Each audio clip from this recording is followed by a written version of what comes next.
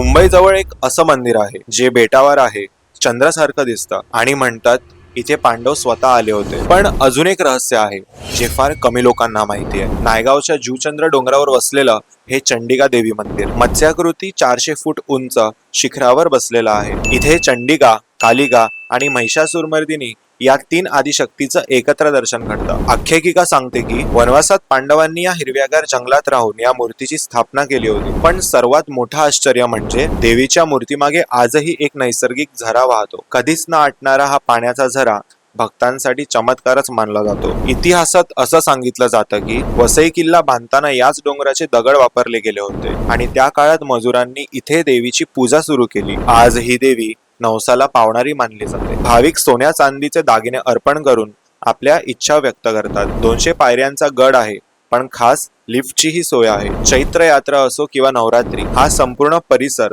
भक्तीने भारलेला असतो. तुम्ही इथे गेला आहात तर कमेंट्स मध्ये नक्की सांगा. हा व्हिडिओ तुमच्या त्या मित्राला पाठवा जो तुमच्यासोबत इथे नक्की जाणार. या मंदिराचा संपूर्ण इतिहास जाणून घेण्यासाठी आमच्या युट्यूब चॅनलवरील ही व्हिडिओ नक्की पहा.